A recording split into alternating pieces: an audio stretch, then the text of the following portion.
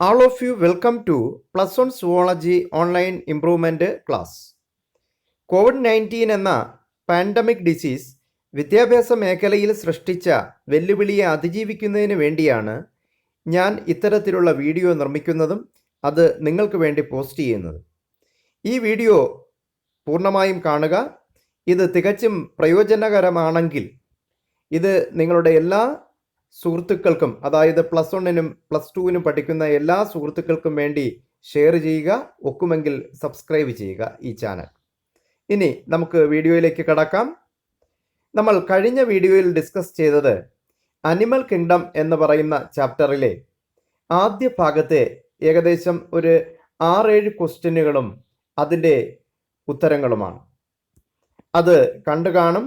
കാണാത്തവർക്ക് വേണ്ടി അതിൻ്റെ ആ വീഡിയോയുടെ ലിങ്ക് ഞാൻ ഡിസ്ക്രിപ്ഷൻ ബോക്സിൽ നൽകുന്നുണ്ട്, അത് കാണുക. ഇനി നമുക്ക് ഇന്നത്തെ ക്ലാസ്സിലേക്ക് കടക്കാം. ഇന്നത്തെ ക്ലാസ്സിലെ ആദ്യ ചോദ്യം ഇതാണ്: define water canal system, explain its uses, draw it's diagram. Water canal system എന്ന് പറഞ്ഞു കഴിഞ്ഞാൽ it is the critical character of phylum Porifera. Porifera എന്ന് പറയുന്ന ഫൈലത്തിൻ്റെ, അതായത് സ്പോഞ്ചസിൻ്റെ ക്രിട്ടിക്കൽ ക്യാരക്ടറാണ് water canal system. There is A water flow through the body. അതായത് സ്പോഞ്ചസിൻ്റെ ശരീരത്തിലൂടെ എപ്പോഴും ഒരു വാട്ടർ കറണ്ട് കടന്നു പോകുന്നുണ്ട്, അതായത് ജലത്തിൻ്റെ പ്രവാഹം കാണപ്പെടുന്നുണ്ട്. Water enter through many pores of the body called ostia. അതായത് ജലം ഉള്ളിലേക്ക് പ്രവേശിക്കുന്നത് ശരീരത്തിൻ്റെ പുറത്ത് കാണപ്പെടുന്ന നിരവധി ഓസ്റ്റിയ എന്നറിയപ്പെടുന്ന സുഷിരങ്ങളിൽ കൂടിയാണ്. Water filled in spongocoel cavity. സ്പോഞ്ചസിൻ്റെ അകത്തെ സ്പോങ്കോസീൽ എന്നറിയപ്പെടുന്ന ക്യാവിറ്റിയിൽ ജലം നിറയുന്നു. എന്നിട്ട് വേസ്റ്റ് വാട്ടർ, അതായത് ആവശ്യം കഴിഞ്ഞിട്ടുള്ള ജലം പുറത്തേക്ക് പോകുന്നത് ശരീരത്തിൻ്റെ മുകൾ ഭാഗത്തുള്ള ഒരു സിംഗിൾ ഓപ്പണിങ്ങിൽ കൂടിയാണ്. അതിൻ്റെ പേര് ഓസ്കുലം. ഇനി അതിൻ്റെ യൂസ് എന്തൊക്കെയാണ് നോക്കാം. വാട്ടർ കനാൽ സിസ്റ്റത്തിൻ്റെ use: it is used for food collection, ആഹാരം ശേഖരിക്കുന്നതിന് സഹായിക്കും. റെസ്പിറേഷൻ, ശ്വസനത്തിന് സഹായിക്കും. ഈ ജലത്തിൽ ലയിച്ചു ചേർന്നിരിക്കുന്ന ഓക്സിജനെ ശ്വസനത്തിന് ഉപയോഗിക്കാൻ പറ്റും. അതുപോലെ എക്സ്ക്രീഷനും സഹായിക്കും. അതായത് ശരീരത്തിലുണ്ടാകുന്ന വേസ്റ്റ് പദാർത്ഥങ്ങളെ പുറത്തേക്ക് കളയുന്നതിനുള്ള ഒരു ഉപാധി കൂടിയായിട്ട് ഈ വാട്ടർ കറണ്ടിനെ ഉപയോഗപ്പെടുത്തുന്നു. ഇനി sponges have no separate systems for food collection, respiration and excretion. അതായത് ഈ വാട്ടർ കനാൽ സിസ്റ്റം ഉള്ളത് കൊണ്ട് തന്നെ സ്പോഞ്ചസിന് സെപ്പറേറ്റ്, മറ്റു ജീവികളിലുള്ളതുപോലെ സെപ്പറേറ്റ് സിസ്റ്റംസ് ആവശ്യമില്ല. ഫുഡ് കളക്ഷന് വേണ്ടിയും റെസ്പിറേഷന് വേണ്ടിയും അതുപോലെ തന്നെ എക്സ്ക്രീഷൻ അഥവാ വിസർജനത്തിന് വേണ്ടിയും. ഏറ്റവും താഴെ ഒരു ഡയഗ്രാം കൊടുത്തിട്ടുണ്ട്. ഡയഗ്രത്തിലെ ആ സ്പോഞ്ചിൻ്റെ ശരീരമാണ് കാണിച്ചിരിക്കുന്നത്. അതിലേക്ക് ജലം പ്രവേശിക്കുന്ന നിരവധി ഓസ്റ്റിയ കാണാം. ജലം പ്രവേശിച്ചിട്ട് അത് സ്പോങ്കോസീൽ എന്ന് പറയുന്ന ശരീരത്തിനകത്തെ ക്യാവിറ്റിയിൽ നിറയുന്നു. അതിനുശേഷം ഉപയോഗശൂന്യമായ ജലം ഓസ്കുലം എന്നറിയപ്പെടുന്ന സിംഗിൾ ഓപ്പണിങ്ങിൽ കൂടി പുറത്തേക്ക് പോകുന്നതിൻ്റെ ഡയഗ്രമാറ്റിക് റെപ്രസെൻറ്റേഷൻ നമുക്ക് കാണാം. Next, what is choanocyte or collar cells? Choanocyte അഥവാ കോളാർ സെൽ എന്ന് പറയുന്ന ഒരു വിഭാഗത്തിൽപ്പെടുന്ന സെല്ലുകൾ സ്പോഞ്ചസിനുണ്ട്. അതിൻ്റെ കുറിച്ച് എന്താണ് വിശദീകരണമെന്ന് പരിശോധിച്ച് നോക്കാം. Choanocytes or collar cells are ciliated cells present in sponges. അതായത് സ്പോഞ്ചസിൻ്റെ ശരീരത്തിൽ ഉടനീളം കാണപ്പെടുന്ന സീലിയേറ്റഡ് സെൽസിനെ പൊതുവിൽ വിളിക്കുന്ന പേരാണ് കൊയാനോസൈറ്റ്സ് അഥവാ കോളാർ സെൽസ്. ഇവയ്ക്ക് സീലിയ ഉണ്ട്. കോളാർ സെൽസിൻ്റെ അല്ലെങ്കിൽ കൊയാനോസൈറ്റ്സിൻ്റെ സീലിയ എപ്പോഴും ഇങ്ങനെ ഒരു ഡയറക്ഷനിലേക്ക് ഇങ്ങനെ ആടി ഉലഞ്ഞുകൊണ്ടേയിരിക്കും. ഇങ്ങനെ സീലിയ ഒരു ഡയറക്ഷനിലേക്ക് ചലിക്കുന്നതിൻ്റെ സഹായത്താൽ വെള്ളം ഓസ്റ്റിയയിൽ കൂടെ കയറി സ്പോങ്കോസിയിൽ പ്രവേശിച്ച് പുറത്തേക്ക് പോയിക്കൊണ്ടേയിരിക്കും. അതായത് ജലം ഫ്ലോ ചെയ്യുന്നതിനുള്ള ഒരു എനർജി നൽകുന്നത് ഈ കൊയാനോസൈറ്റ്സും അതുമായി ബന്ധപ്പെട്ട് കാണപ്പെടുന്ന ധാരാളം സീലിയയുമാണ്. ഇനി കൊയാനോസൈറ്റ്സ് അഥവാ കോളാർ സെൽസ് മറ്റൊരു ഫൈലത്തിലും കാണാത്തതുകൊണ്ട് ഇതിനെ സ്പോഞ്ചസിൻ്റെ മറ്റൊരു ക്രിട്ടിക്കൽ ക്യാരക്ടറായിട്ട് കൺസിഡർ ചെയ്യുന്നു. Third question, soft body of the sponges are supported by dash. നമുക്കറിയാം സ്പോഞ്ചസ് എന്ന് പറഞ്ഞാൽ വളരെ ലോവർ ആയിട്ടുള്ള ഒരു ഓർഗാനിസമാണ്. ഇവിടെ നമ്മുടെ പോലെ തന്നെ ഇന്റേണൽ സ്കെലിട്ടൺ അല്ലെങ്കിൽ ആന്തരാസ്ഥികൂടമോ അതുപോലെ ബാഹ്യ അസ്ഥികൂടമോ ഇല്ല.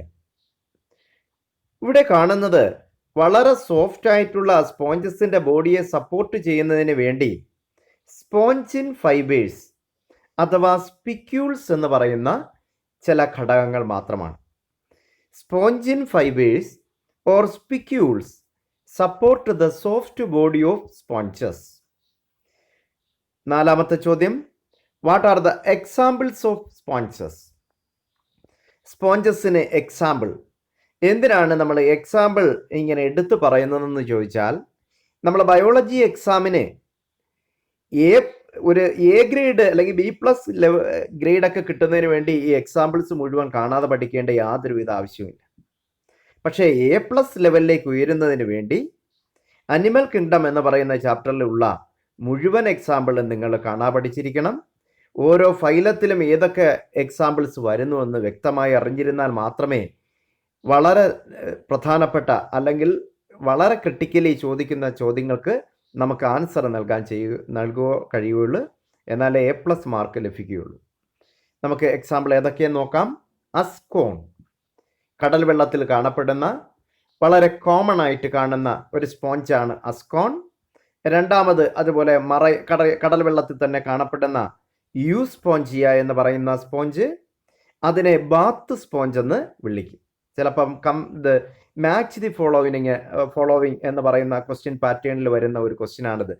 ഒരു കോളത്തിൽ യൂസ്പോഞ്ചിയ, മറു കോളത്തിൽ എവിടെയെങ്കിലും ബാത്ത് സ്പോഞ്ച് എന്ന് കാണും. അപ്പോൾ നിങ്ങൾ മാച്ച് ചെയ്ത് എഴുതേണ്ടി. അടുത്തത്, നമ്മൾ സ്പോഞ്ചസ് എന്ന് പറയുന്ന വിഭാഗത്തിൽ മിക്കവാറും സ്പോഞ്ചുകളെല്ലാം കടൽ വെള്ളത്തിൽ ജീവിക്കുമ്പോൾ ഫ്രഷ് വാട്ടറിൽ കാണപ്പെടുന്ന ഒരു സ്പോഞ്ചാണ് സ്പോഞ്ചില്ല. ഇനി യൂപ്ലക്റ്റല്ല അഥവാ വീനസ് ഫ്ലവർ ബാസ്ക്കറ്റ്, വളരെ രസകരമായിട്ടുള്ളൊരു സ്പോഞ്ചാണ് വീനസ് ഫ്ലവർ ബാസ്ക്കറ്റ്. കാരണം അവ കടലിൽ ജീവിക്കുന്ന സാഹചര്യത്തിൽ അവരുടെ ഓസ്കുലം എന്ന് പറയുന്ന സുഷിരത്തിലൂടെ ഒരു മെയിൽ പ്രാണം ഒരു ഫീമെയിൽ പ്രാണം അകത്തേക്ക് കടക്കുകയും അവരവിടെ ജീവിതം ആരംഭിക്കുകയും ചെയ്യും. പക്ഷെ കുറേ നാളുകൾക്ക് ശേഷം അവരുടെ ശരീര വലിപ്പം കൂടുകയും പിന്നീട് അവർക്ക് ഓസ്കുലം എന്ന് പറയുന്ന സുഷിരത്തിൽ കൂടി പുറത്തേക്ക് കടക്കാൻ പറ്റാത്ത അവസ്ഥയിൽ എത്തിച്ചേരും. ഇത്തരം സാഹചര്യത്തിൽ ആഹാരം ആവശ്യത്തിന് കിട്ടാതെ വരികയും ഈ മെയിൽ പ്രാണം ഫീമെയിൽ പ്രാണം ഈ വീനസ് ഫ്ലവർ ബാസ്ക്കറ്റ് എന്നറിയപ്പെടുന്ന ഈ സ്പോഞ്ചിൻ്റെ ശരീരത്തിനുള്ളിൽ വെച്ച് തന്നെ മരണപ്പെടുകയും ചെയ്യും. അങ്ങനെ മിക്കവാറും യൂപ്ലക്റ്റെല്ലകളെ നമ്മൾ എടുത്തു നോക്കിയാൽ അതിനകത്ത് ഒരു മെയിൽ പ്രാണം ഫീമെയിൽ പ്രാണം ചത്ത് കിടക്കുന്നതായിട്ട് കാണാം. അതിനർത്ഥം ഈ മെയിൽ പ്രാണം ഫീമെയിൽ പ്രാണം ജീവിത അവസാനം വരെ ഒരുമിച്ചാണ് ജീവിച്ചത്. അവർ സെപ്പറേറ്റ് ചെയ്ത് പോയില്ല, അവർക്കിടയിൽ ഡൈവേഴ്സ് ഇല്ലായിരുന്നു. അതൊരു സിമ്പിളായിട്ട് പരിഗണിച്ചുകൊണ്ട് ജാപ്പാനീസ് പീപ്പിൾ യൂപ്ലക്റ്റെല്ലയെ മാരേജ് ഗിഫ്റ്റായിട്ട് ദമ്പതിമാർക്ക് നൽകുവാറുണ്ട്. As a symbol of union till death. Next question, what are the economic importance of sponges? Euplectella is used as marriage gift in Japan as a symbol of union till death. നമ്മൾ explain ചെയ്തതേ ഉള്ളൂ ഇപ്പോഴത്. Next, dried sponges are used as bathroom brushes.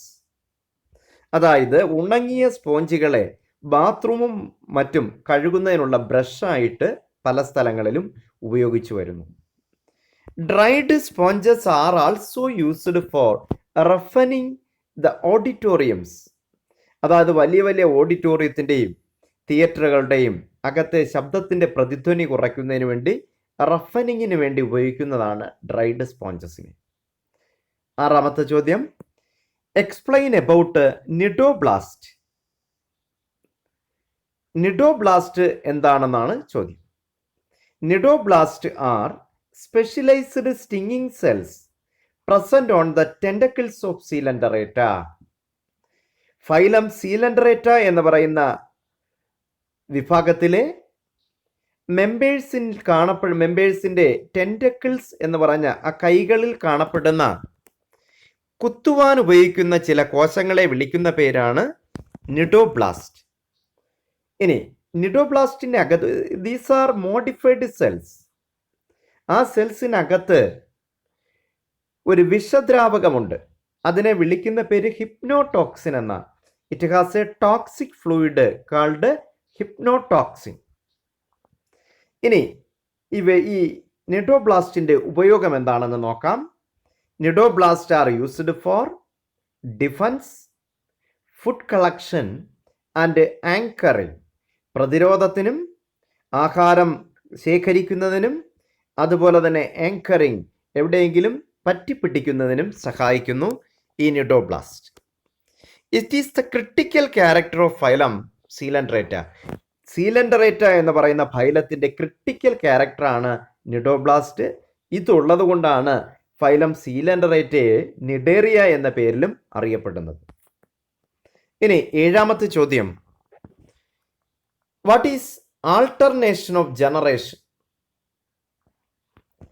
Some coelenterate has two morphological body forms, polyp and medusa.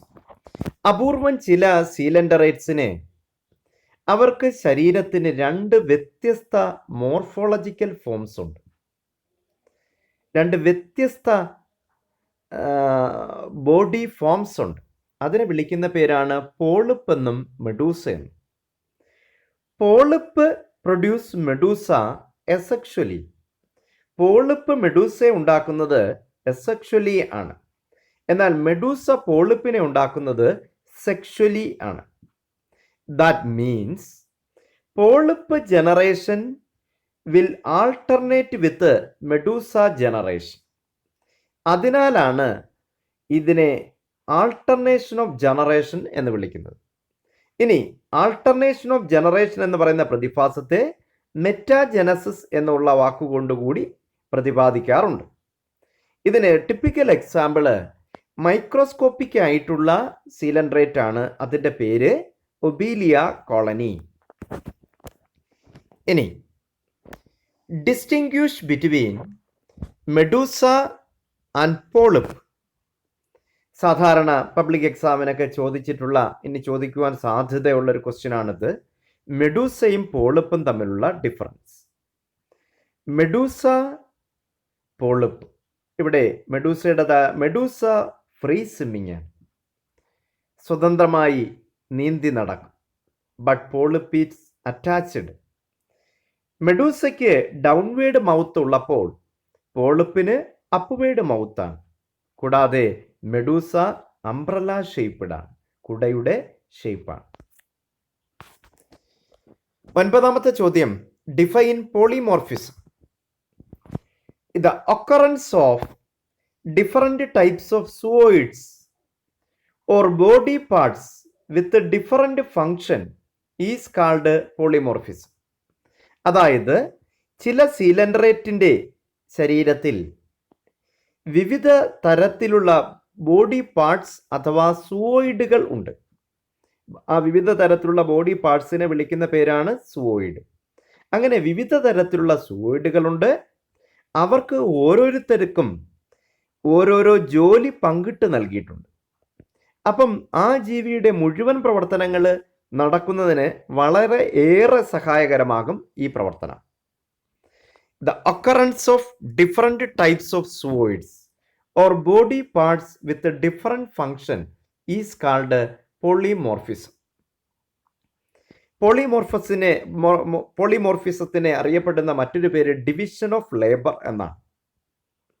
ഇത് കാണിക്കുന്ന ഒരു coelenterate ആണ് ഫൈസേലിയ.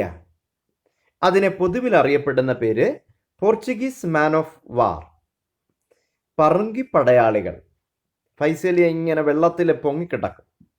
അതിൻ്റെ സൂവോയിഡ്സ് ഇങ്ങനെ താഴേക്ക് നീണ്ടു കിടക്കും. ഫൈസേലിയയിൽ കാണപ്പെടുന്നത് പ്രധാനമായിട്ടും 3 തരത്തിലുള്ള സൂവോയിഡുകളാണ്. ആദ്യത്തത് ട്രോഫോസോയിഡ് ഫോർ ന്യൂട്രീഷൻ, പോഷണത്തിന് വേണ്ടി trophozooid. And dactylozooid for defence, പ്രതിരോധത്തിന് വേണ്ടി dactylozooid. And at last gonozooid for reproduction, പ്രത്യുൽപാദനത്തിന് വേണ്ടി ഗോണോസോയിഡ്. ഇനി 10ാമത്തെ ചോദ്യം, what are the examples of coelenterates? സീലൻഡറേറ്റ്സിന്റെ എക്സാമ്പിൾസിലേക്ക് നോക്കാം. ആദ്യം ഹൈഡ്ര.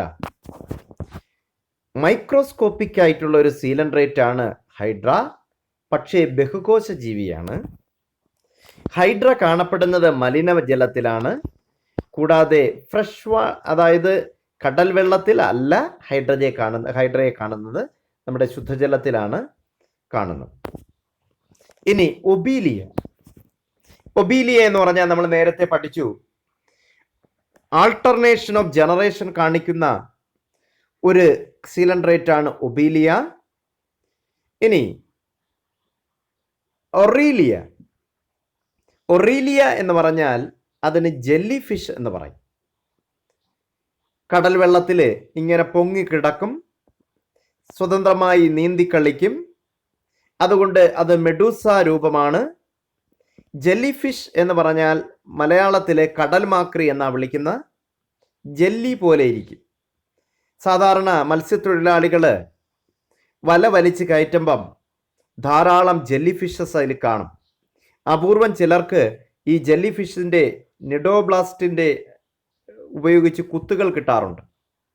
ഇനി ഫൈസേലിയ ആൾറെഡി ഡിസ്കസ്ഡ് ആണ്, പോർച്ചുഗീസ് മാൻ ഓഫ് വാർ എന്നറിയപ്പെടും. അടുത്തത് അഡാംസിയ എന്ന് പറഞ്ഞാൽ സീ അനിമോൺ, കടൽ പൂവ്. കാഴ്ചയിൽ പൂവ് പോലെ തോന്നിക്കുമെങ്കിലും ഇതൊരു ജന്തുവാണ്. അതിൻ്റെ പേര് സീ അനിമോൺ അഥവാ കടൽ പൂവ്. ഇനി നമ്മൾ വിഴിഞ്ഞത്ത് മറൈൻ അക്വേറിയത്തിലൊക്കെ പോയാൽ വിവിധ കളറുകളിലും വിവിധ ആകൃതിയിലും ഉള്ള ആകർഷണീയമായിട്ടുള്ള സീ അനിമോൺസിനെ നമുക്ക് കാണാൻ പറ്റും. അടുത്തത് പെന്നാറ്റുല. അതിനെ പൊതുവിൽ വിളിക്കുന്ന പേര് സീ പെൻ എന്നാണ്. ഇതിൻ്റെ രൂപം തൂവലിന് സമാനമാണ്. പണ്ട് കാലത്ത് തൂവൽ മഷിയിൽ മുക്കി എഴുതുന്നത് കൊണ്ടാണ് നമ്മൾ ഇതിനെ സീ പെൻ എന്ന് വിളിക്കുന്നത്. അടുത്തത് ഗോർഗോണിയ, സീ ഫാൻ എന്ന് വിളിക്കും. കാര്യം ഫാനിൻ്റെ ചിറക് പോലിരിക്കുന്നതാണ് ഇതിൻ്റെ ഷേപ്പ്. അടുത്തത് മീൻട്രിന. ഇതിനെ വിളിക്കുന്ന പേര് ബ്രെയിൻ കോറൽ. ഒരു വ്യക്തിയുടെ തലച്ചോറിന് ഘടനയ്ക്ക് സമാനമായിട്ടുള്ള ഘടന ഉള്ളത് കൊണ്ടാണ് മീൻട്രിന അഥവാ ബ്രെയിൻ കോറൽ എന്ന് ഇതിനെ വിളിക്കുന്നത്. 11ാമത്തെ ചോദ്യം, വാട്ട് ആർ കോറൽസ്? കോറൽസ് എന്ന് പറഞ്ഞാൽ നമുക്ക് എല്ലാവർക്കും അറിയാം, പവിഴപ്പുറ്റ്. Corals are exoskeleton of some coelenterates. ചില സീലൻഡറേറ്റ്സിൻ്റെ ബാഹ്യ അസ്ഥികൂടത്തിനെ വിളിക്കുന്ന പേരാണ് കോറൽസ് അഥവാ പവിഴപ്പുറ്റുകൾ. അത്തരത്തിലുള്ള സീലൻഡറേറ്റ് നശിച്ചു പോയാലും അവയുടെ ബാഹ്യ അസ്ഥികൂടം നശിച്ചു പോകുകയേയില്ല. അത് കോറൽസ് ആയിട്ട് വിവിധ ഷേപ്പിലും വിവിധ കളറിലും ഒക്കെ അത് അവിടെ തന്നെ നിലനിൽക്കും വർഷങ്ങളോളം. അതാണ് കോറൽസ്.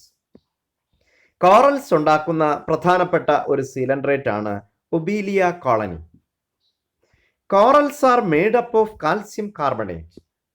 കാൽസ്യം കാർബണേറ്റ് കൊണ്ടാണ് ഇത് നിർമ്മിച്ചിട്ടുള്ളത്. It provide perfect ecosystem in marine area. കടലിൽ വിശാലമായിട്ടുള്ള ഒരു ആവാസ വ്യവസ്ഥ ഉണ്ടാക്കുന്നതിന് കോറൽസ് വളരെയേറെ പങ്കുവഹിക്കുന്നുണ്ട്. കൂടാതെ കോറൽസിന് അതായത് എക്സ്പോർട്ടിക് വാല്യൂ ഉണ്ട്. പലരും അവരവരുടെ ഓർണമെൻറ്റ്സ്, അതായത് ഒരു ഡ്രോയിങ് റൂമൊക്കെ ഡെക്കറേറ്റ് ചെയ്യുന്നതിന് വേണ്ടി ഈ കോറൽസിനെ ഉപയോഗിക്കുന്നുണ്ട്. അതുകൊണ്ട് നല്ല വിലപിടിപ്പ് ഉള്ളത് കൂടിയാണ് കോറൽസ്. ഇനി മറ്റൊരു കാര്യം പറഞ്ഞാൽ, നമ്മളെ ലക്ഷദ്വീപ് പോലുള്ള ദ്വീപുകൾ ഈ കോറൽസ് പവിഴപ്പുറ്റുകൾ പൊടിഞ്ഞാണ് ഉണ്ടായിട്ടുള്ളത്. ഓസ്ട്രേലിയയുടെ സമീപ പ്രദേശത്ത് ഒരു വിശാലമായിട്ടുള്ള കോറൽ ഏരിയ ഉണ്ട്. അതിനറിയപ്പെടുന്ന പേര് great barrier reef of Australia. നമ്മുടെ ഇന്ത്യക്കും ശ്രീലങ്കയ്ക്കുമിടയിൽ കാണപ്പെടുന്ന പാക് കടലിടുക്കിൽ, പാക് സ്ട്രെയ്റ്റിൽ ധാരാളം വിവിധ തരത്തിലുള്ള പവിഴപ്പുറ്റുകളെ നമുക്ക് കാണാൻ കഴിയും. അടുത്ത ചോദ്യം, what are the critical characters of phylum Ctenophora? അതിൽ ആദ്യത്തത് കോംപ്ലേറ്റ്സ്. ടീനോഫോറ മെമ്പേഴ്സിനെ കോംപ്ലേറ്റ്സ് എന്ന് പറയുന്ന ചീപ്പിൻ്റെ ആകൃതിയിലുള്ള 8 സീലിയേറ്റഡ് റോ ഓഫ് കോംപ്ലേറ്റ്സ് ഉണ്ട്. അതായത് 8 സീലിയേറ്റഡ് ആയിട്ടുള്ള ചീപ്പുകൾ പോലുള്ള ഭാഗങ്ങൾ ഉണ്ട്. അതിനെ വിളിക്കുന്ന പേരാണ് comb plates. It is used for locomotion and food collection. ഇതുള്ളത് കൊണ്ടാണ് ടീനോഫോറയെ നമ്മൾ കോംബ് ജെല്ലീസ് എന്ന് വിളിക്കുന്നത്. രണ്ടാമത് ക്രിട്ടിക്കൽ ക്യാരക്ടർ ബയോലൂമിനസൻസ്. ആഴക്കടലിൽ ഇവ ഇങ്ങനെ ഫ്രീ ആയിട്ട് സിമ്മ് ചെയ്യുമ്പം ഇവരുടെ ശരീരത്തിൽ നിന്നും ഒരു പ്രത്യേകത മിന്നാമിനിങ്ങിൽ ലൈറ്റ് ഉണ്ടാകുന്ന പോലെ ഇതിൽ നിന്നും പ്രകാശം ഇങ്ങനെ വന്നുകൊണ്ടേയിരിക്കും. അതാണ് ബയോലൂമിനസൻസ്. അതുകൊണ്ടാണ് ഇതിനെ സീ വാൽനട്ട്സ് എന്ന് വിളിക്കുന്നത്. ഇനി what are the examples for ctenophora? Pleurobrachia and ctenoplana. What are the critical characters of phylum platyhelminthes? പരന്ന വിരകളുടെ, അതായത് പ്ലാറ്റിഹെൽമിൻസിന്റെ ക്രിട്ടിക്കൽ ക്യാരക്ടേഴ്സ് ഏതൊക്കെയെന്നാണ് ചോദ്യം. Dorso ventrally flattened body. ശരീരം ഡോർസലിയും വെൻട്രലിയും ഫ്ലാറ്റൻഡ, അതായത് പരന്ന ശരീരമാണ്. അതുകൊണ്ട് ഇവയെ ഫ്ലാറ്റ് വെയിംസ് എന്ന് വിളിക്കുന്നു. ഇനി ഇവരുടെ ശരീരത്തിൽ ഓർഗൻസ് മാത്രമേ ഉള്ളൂ, അവയവ വ്യവസ്ഥ അഥവാ ഓർഗൻ സിസ്റ്റംസ് ഇല്ല. ഇനി presence of hooks and suckers as parasitic adaptation. പരാദങ്ങളായിട്ട് ജീവിക്കുവാൻ സഹായിക്കുന്നത് ഇവരുടെ ഹൂക്കും സക്കേഴ്സുമാണ്. Number 15, what are the parasitic adaptation of flat worms? Flat വെയിംസിന്റെ പാരസൈറ്റിക് അഡാപ്റ്റേഷൻസ് എന്തൊക്കെയാണ്?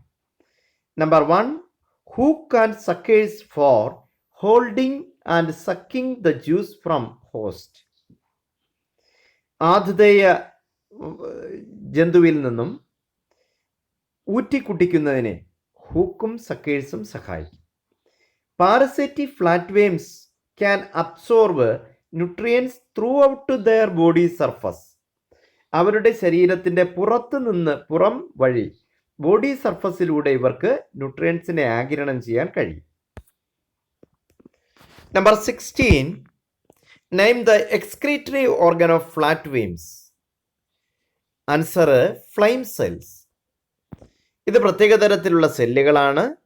ഈ സെല്ലുകളുമായി ബന്ധപ്പെട്ട് ധാരാളം സീലിയ ഉണ്ട്. ആ സീലിയയുടെ ചലനം എപ്പോഴും നമ്മളൊരു മെഴുകുതിരി നാളത്തിൻ്റെ ചലനത്തിന് സമാനമാണ്. അതുകൊണ്ടാണ് ഫ്ലെയിം സെൽസ് എന്ന് പേര് കിട്ടിയത്. ഇനി ബണ്ടിൽ ഓഫ് ഫ്ലെയിം സെൽസ് കൂടിച്ചേരുമ്പോൾ വിളിക്കുന്ന പേരാണ് പ്രോട്ടോനെഫ്രിഡിയ. ഇനി 17ാമത്തെ ചോദ്യം, what are the examples for flat worms? Taenia solium അഥവാ ടേപ്പ് വെയിം. നമ്മൾ പോർക്ക് ടേപ്പ് വെയിം എന്നോ പിഗ് ടേപ്പ് വെയിം എന്നോ പറയും. ഇത് സാധാരണ മനുഷ്യരിൽ ഇൻഫെക്ഷൻ ഉണ്ടാക്കുന്ന ഏകദേശം 5 മീറ്ററോളം നീളമുള്ള വിരയാണ്. ഇങ്ങനെ നമ്മളെ വയറിനകത്ത് കെട്ട് പിണഞ്ഞ് കിടക്കും. ഈ വിര ഉള്ള ആൾക്കാർക്ക് അവരെത്ര ആഹാരം കഴിച്ചാലും ഈ വിര അതിൻ്റെ ന്യൂട്രിയൻസ് മുഴുവൻ ആഗിരണം ചെയ്യും. നമുക്കൊന്നും കിട്ടില്ലെന്നർത്ഥം. നമുക്ക് കിട്ടുന്നത് വലിയൊരു വയറ് പെരുക്കം മാത്രം. അടുത്തത് ഫാസിയോള. ഫാസിയോള എന്ന് പറഞ്ഞാൽ ലിവർ ഫ്ലൂക്ക് എന്നാണ് പേര്. ഇതും ഒരു പരന്ന വിരയാണ്, പക്ഷെ വളരെ നീളക്കുറവാണ്. ഇത് ആടിലും മനുഷ്യനിലും ലിവറിനെ ആക്രമിച്ച് കരൾ രോഗങ്ങൾ ഉണ്ടാക്കും. അടുത്തത് സിസ്റ്റോസ്റ്റോമ ഹീമറ്റോബിയം, ബ്ലഡ് ഫ്ലൂക്ക് എന്നാണ് വിളിക്കുന്നത്. ഇത് നമ്മുടെ കിഡ്നി തുരന്നിട്ട് അവിടെയാണ് വസിക്കുന്നത്. അപ്പോൾ യൂറിനറി ബ്ലാഡറും കിഡ്നിയും ഒക്കെ തുറക്കുമ്പോഴത്തേക്ക് എന്ത് സംഭവിക്കുന്നു പറഞ്ഞാൽ അവിടെ നിന്ന് ബ്ലീഡിങ് ഉണ്ടാവും. അത് മൂത്രത്തിലൂടെ പുറത്തേക്ക് വരും. ഇതാണ് അസുഖം. അതിനെ ഹിമച്ചൂറിയ എന്നൊക്കെ വിളിക്കും. അടുത്തത് ടീനിയ സജിനേറ്റ. നന്നായി വേവിക്കാത്ത ബീഫ് കഴിച്ചാൽ ഉണ്ടാകുന്നതാണ് ടീനിയ സജിനേറ്റ എന്ന് പറയുന്ന ഒരുതരം ടേപ്പ് വേമാണ്. അടുത്തത് എക്കൈനോകോക്കസ് ഗ്രാനുലോസസ്. പട്ടികളെ എടുത്ത് താലോലിക്കുന്നവരും ഓമനിക്കുന്നവർക്കും ഉണ്ടാകുവാൻ സാധ്യതയുള്ള ഒരു ടേപ്പ് വേം ഇൻഫെക്ഷനാണ് എക്കൈനോകോക്കസ് ഗ്രാനുലോസസ്. അടുത്തത് പ്ലനേറിയ. ഇത് പരാതമല്ല, ഫ്രീ ലിവിങ് ആണ്. ഈ മഴ സമയത്തൊക്കെ നമ്മളെ വീടിൻ്റെയൊക്കെ അടിസ്ഥാനങ്ങളിലൊക്കെ കാണുന്ന മഞ്ഞ നിറത്തിലുള്ള ഒരു വൃത്തികെട്ട ഒരു വിരയാണ് യഥാർത്ഥത്തിൽ പ്ലനേറിയ. പ്ലനേറിയയ്ക്കുള്ള സവിശേഷത, it has a high degree of regeneration. എത്രയായിട്ട് മുറിച്ചാലും അത് ഓരോന്നും വീണ്ടും പ്ലനേറിയയായിട്ട് വളരും. അപ്പോൾ ഇന്നത്തെ ഇംപ്രൂവ്മെൻ്റ് ക്ലാസ് നമ്മൾ അവസാനിപ്പിക്കുകയാണ്. ഇതുമായി ബന്ധപ്പെട്ട ഏതൊരു സംശയവും നിങ്ങൾ എന്നെ അറിയിക്കുക, ഞാൻ അതിന് മറുപടി നൽകുന്നതായിരിക്കും. കൂടാതെ നമ്മൾ പ്രതിപാദിക്കാത്ത ഏതെങ്കിലും നിങ്ങൾക്ക് സംശയങ്ങൾ ഉണ്ടെങ്കിൽ അത് കൃത്യമായിട്ടും എന്നെ അറിയിക്കുക. അത് അറിയിക്കുവാനുള്ള അല്ലെങ്കിൽ വഴി ഞാൻ എൻ്റെ ഡിസ്ക്രിപ്ഷൻ ബോക്സിൽ ഞാൻ കൊടുത്തിട്ടുണ്ട്. എൻ്റെ മൊബൈൽ നമ്പർ കൊടുത്തിട്ടുണ്ട്. അതുപോലെ തന്നെ ഇമെയിൽ ID ഒക്കെ കൊടുത്തിട്ടുണ്ട്. അതിലൂടെ നിങ്ങൾക്ക് എന്നെ കോൺടാക്റ്റ് ചെയ്യാൻ പറ്റും. നിങ്ങൾ അറിയിക്കുക. ഈ വീഡിയോ നിങ്ങൾക്ക് ഇഷ്ടമായെങ്കിൽ, ഇത് പ്രയോജനകരമാണെങ്കിൽ നിങ്ങൾ സബ്സ്ക്രൈബ് ചെയ്യുക.